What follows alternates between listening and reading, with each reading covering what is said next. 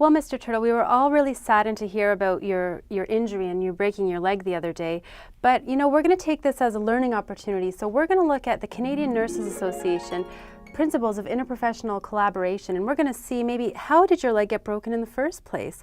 So we know the 6 principles are social justice and equity, access, ethics, evidence-informed decision-making for quality care, client-centered care, and epidemiology and population health. So let's try to remember what that one is again.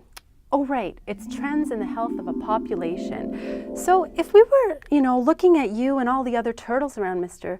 Turtle, and we started to notice that a lot of you were starting to have broken legs, we might start to notice some trends happening. Maybe we might see that you're using violent weapons like this or like nunchucks, and maybe we might need to be able to center into that using a more healthy public policy to reduce the incidence of nunchuck injuries to legs. So that would be one way to do it. And if we were going to look at it like that, we might look at two different approaches. We could look at a behavioral approach to stopping leg injuries to turtles. Or we could look at a social determinants of health approach. I'll put a little D in there to remind us of our determinants of health.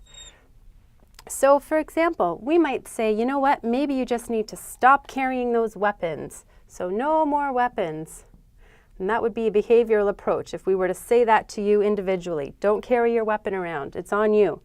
Or maybe we were to say, you know what, maybe let's increase the safety in our environments. So let's get better physical environments, let's get better social environments, then maybe we wouldn't even need those nunchucks to start with.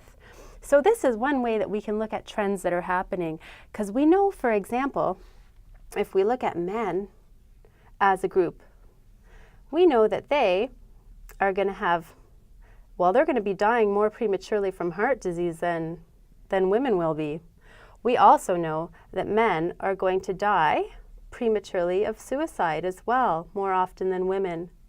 But if we look at women, they don't have it so good either, because they're going to have more arthritis, other chronic conditions, and they're going to have depression as well. So it's really helpful when we can start to collect different types of data on our different populations, because then we can tie it back into our Canadian Nurses Association's principles of interprofessional collaboration.